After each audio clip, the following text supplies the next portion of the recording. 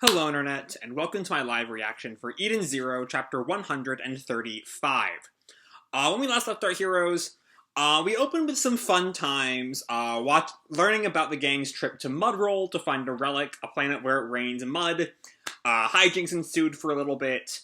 The gang, sans Rebecca, kind of discussed leaving Aoi Cosmos for a time, as with the Nero Empire on the move, Ziggy's group, and the IUA out there, it was just not a great time to be there.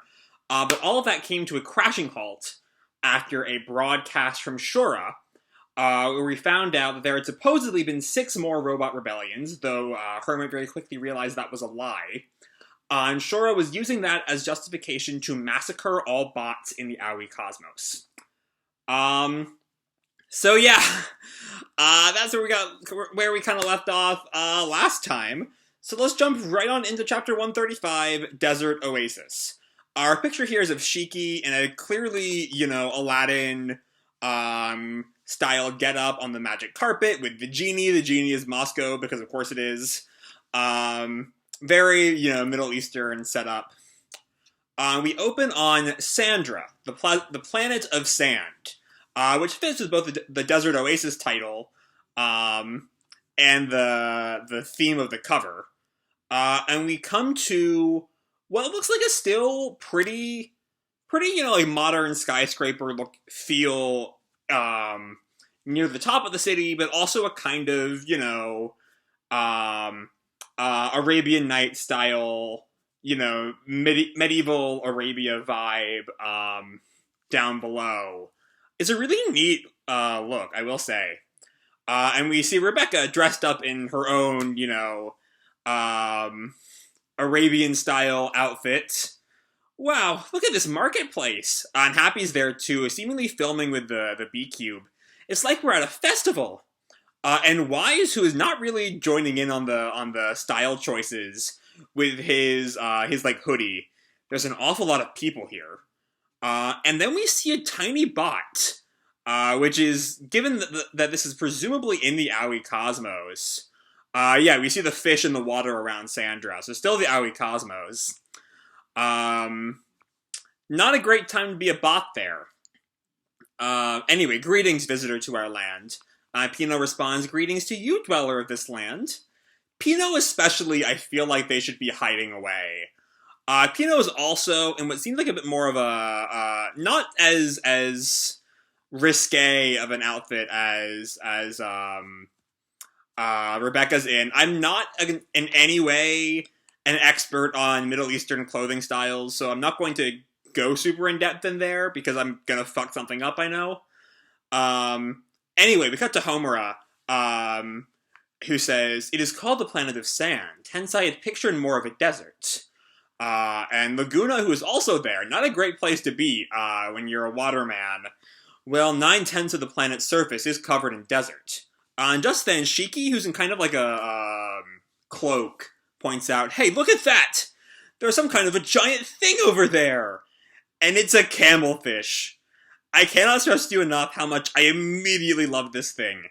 It is a giant camel, the size of maybe a 3-story building, that's mostly proportional to being a camel, just like really big, until you get to its neck, where it turns into fish scales, and mostly a fish head. It looks like the snout still looks pretty camel-like. I love it. I'm absolutely in love with that creature design. Pino tells him, that is a camelish. It is capable of functioning in a wide range of environments, from arid regions to underwater ones. And Rebecca gushes to Happy, do you think we can ride it? And Happy tells her, that'll make a great video for sure. But Laguna shuts her down. We're not here to play around. Irk. And then Laguna tells them, this way, follow me. So it looks like Laguna is kind of taking charge here. And for some detail, we cut back to 10 hours earlier. As we see Hermit is still kind of shaken up by her realization about, the bots. One thing I forgot to mention in my previously on that has kind of occurred to me again is that all of this, all of Shura's games, Shura and Ziggy are playing this kind of mind game for something called the All-Link system that will allow them to do something to every bot in the cosmos. I should have brought that up in my previously on, but I forgot about it till just now, so there you go. Anyway, Hermit is still kind of crying over her realization that Shora just killed a bunch of innocent bots as like a scapegoat. And Witch thinks Lord Ziggy is attempting to control all machines, while Shora is attempting to slay all machines. And Wise asks, can he really do that? And Sister tells him, Ziggy managed to pull off his evil plot on Foresta. Could be Shora has some tricks up his sleeve too. But Shiki, just cuts through all their arguments. I won't let them do it. We're going to stop Shora. So yeah, Shiki is officially there putting a stop to Witch's, leave the Aoi Cosmos idea. There are bigger things in play here. We gotta worry about that first. And Homura nods. Indeed. So Rebecca kind of squats down, and I think picks up her B cube from Happy. First, I'll have to figure out where the Shora guy is. Maybe there's some kind, and then Happy responds, maybe there's some kind of hint on that video? And Pino analyzes it. Analysis complete. He is on planet Nero 1, also known as the Temple. And Shiki shouts, okay, let's go. And Laguna just shuts him down. Give us a break from your jokes, Gravity Boy. Laguna? When did this turn into a cruise ship for suiciders? He's just attacking them. And Wycan growls, you. But Laguna continues, the Temple is the planet where Poseidon Nero lives. If a civilian ship even thinks about getting close, it'll end up as fish food for its 60,000 strong defense fleets. Yeah, that's not great, given they are one ship with 10 people on it. But Shiki doesn't care. It doesn't matter. We have to save the bots that live in the Aoi Cosmos. And Laguna just pauses for a minute before challenging Shiki again. 60,000 ships, with 100,000 battle cruisers standing by on the planet. And Shiki snaps, so what about him? But the rest of the gang kind of realizes that they're kind of in over their head here. As Witch says, Great Demon King, surely you can see that it would be far too reckless. And Wise is starting to sweat now. 60,000. And 100,000 after that? And Hermit is just chances of victory 0%. and Rebecca, tired. Dear sweet Shiki, do you know how to count? And Sister agrees with Laguna there. This may be the even 0, but even we don't stand a chance against numbers like that. And Shiki just yells, still! And Homura is only one still on Shiki's side. I'm in accord with Shiki. And Rebecca asks basically the same question. Dear sweet Homura, do you know how to count? But Laguna just looks at them all, takes in their resolve, and says, if you're serious about this, I know a guy who might be willing to help. And Shiki looks at him, excited for any kind of information. But we can't call him. We'll have to go visit him in person. On Sandra, the planet of sand. So yeah, that kind of takes us where we are now. Laguna has some advice, has some idea to help. But keep in mind that last time we really paid any attention to Laguna, he was not the most helpful person in the world. He revealed that he had some kind of secret goal behind everything.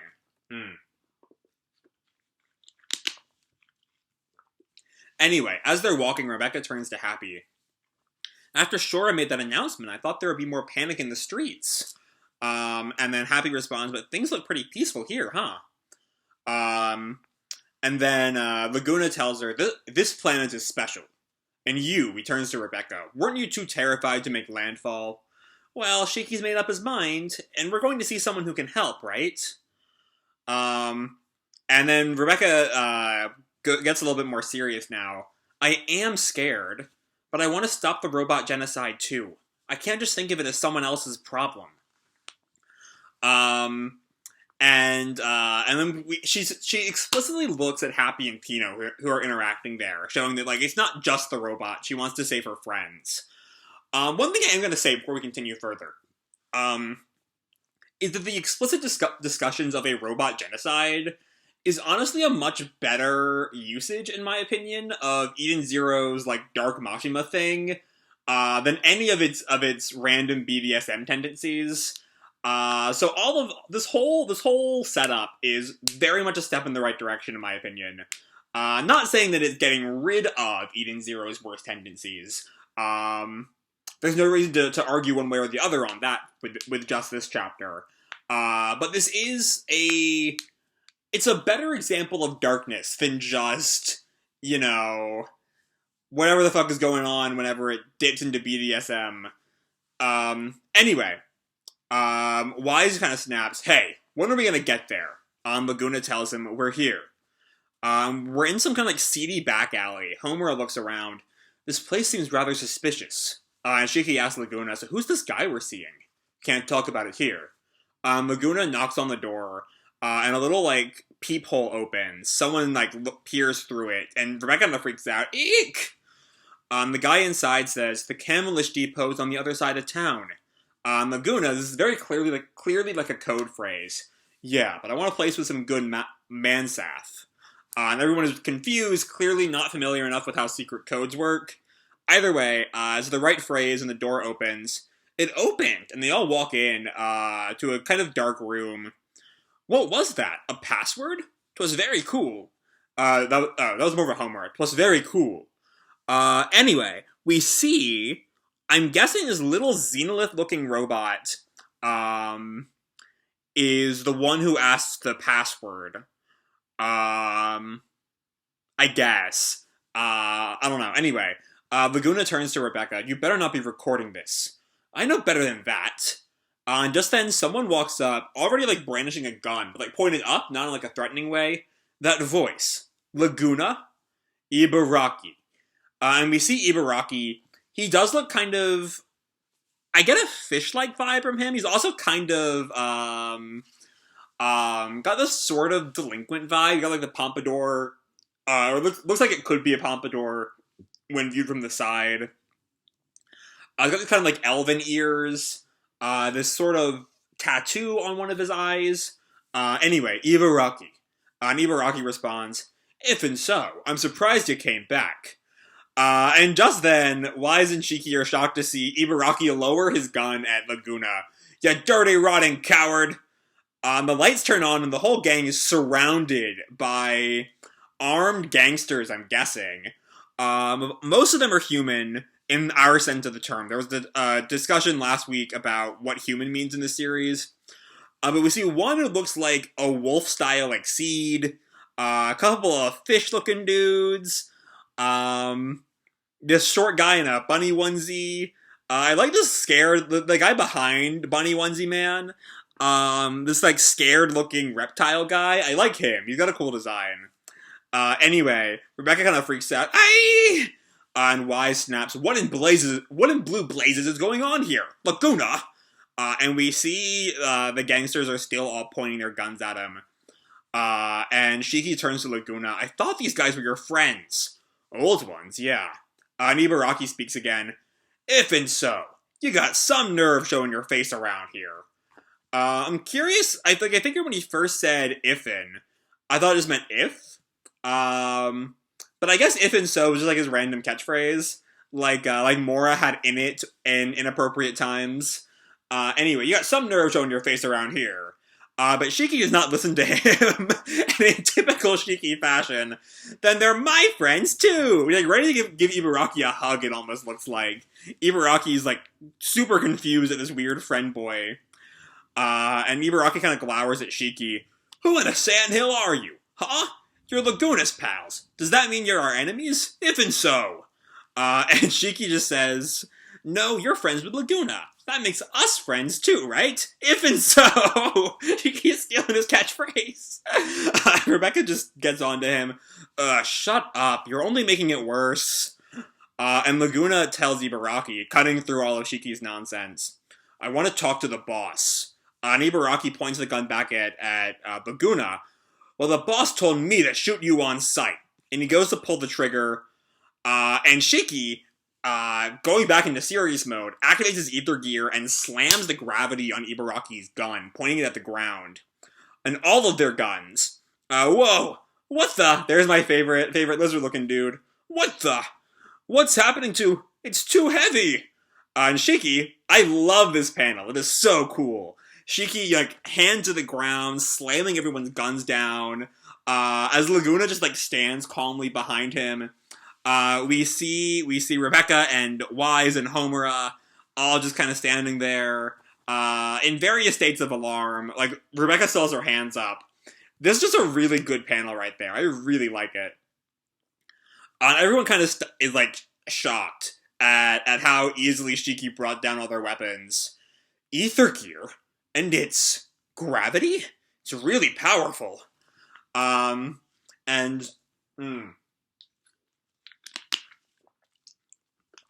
Pino kind of chimes in, Master, I confirm that you've improved performance. I confirm that you have improved performance since your VR training. And Happy just chimes in, that's our Shiki. And Shiki kind of grins at Ibaraki. We're here to talk. We don't need guns for that. And Ibaraki, stunned, the same power as Shora. Even so. So yeah, that's also, I kind of wasn't even thinking about that reaction. You know, I thought they were just more stunned at how easily Shiki brought them down. Not the fact that he has, you know, and at least in style, identical power to Shora. Anyway, Laguna takes control of the situation. There you have it. Now let us see the boss. And Rebecca looks around. All these people. And they have a boss? What is this place? And just then a trap door opens from behind Ibaraki. To answer Rebecca's question, we're an organization formed to free the Aoi cosmos from Poseidon Nero's tyranny. Boss? You might call us a rebel army. We call ourselves Oasis. And Homer and Wise react, a rebel army? And Laguna was part of this group? Laguna's just silent as the boss says all this. Let's forget about Laguna for now. I'm interested in that power of yours, boy. My name is Goodwin. And we see him, he is this super buff cat dude. I like him already. He's got a cool design. Which is what I can say about this entire chapter. I am the man who will take down Nero. And Rebecca and Happy panic. Kitty! He's huge! And Homer responds, first the camels, now this. What a strange planet. And Shiki just stares at Goodwin as I think that's the end of the chapter. Yes, that is the end of the chapter.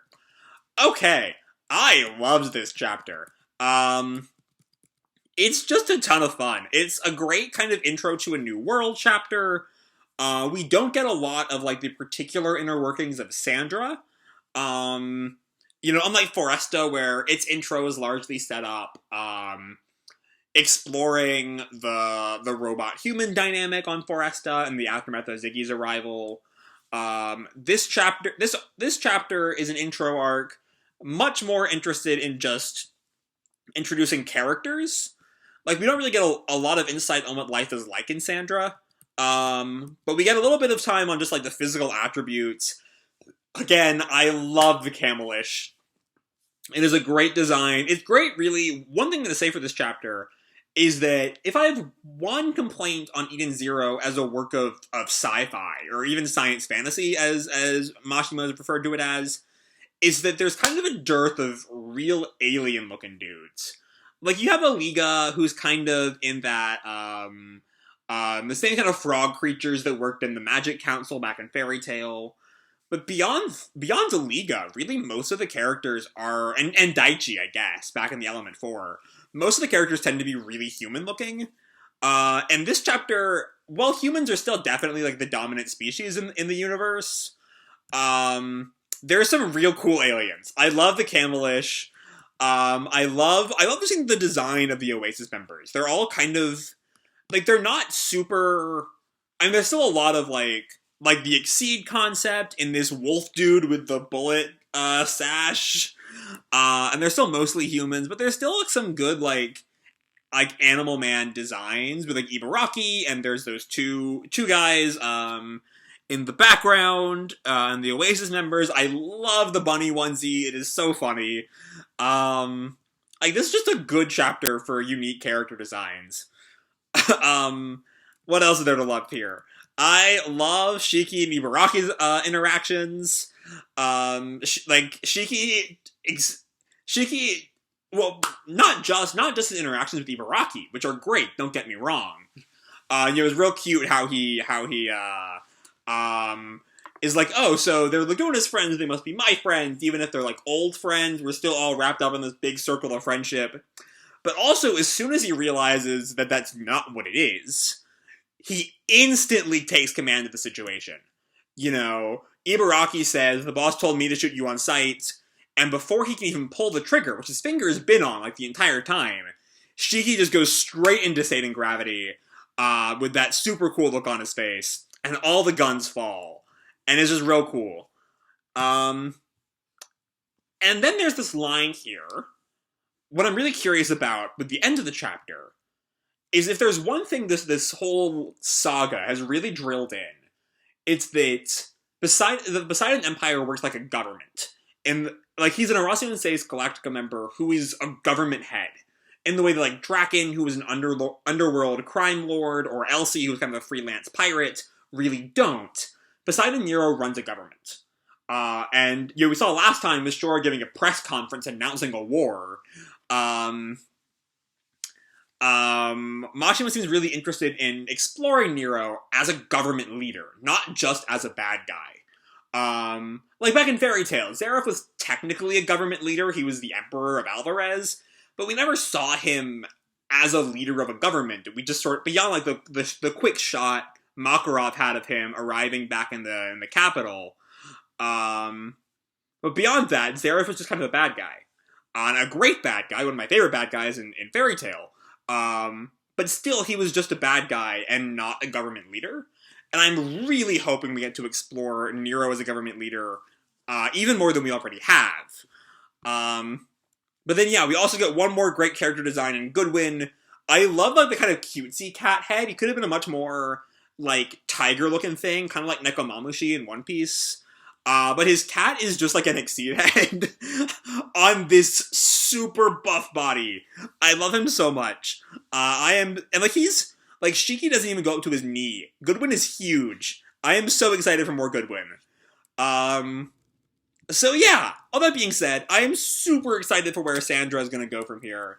I do, admittedly, unless something big happens in Sandra, like, this chapter, it is just, like, the first real chapter of the arc, so it's kind of early to say, but this chapter doesn't really set up too much of, like, a large conflict on Sandra. It could just be trying to get Oasis on our side so that we can go in and stop the robot genocide. So this might be a fairly short, like, 10-chapter arc, even, unless some outside conflict comes in.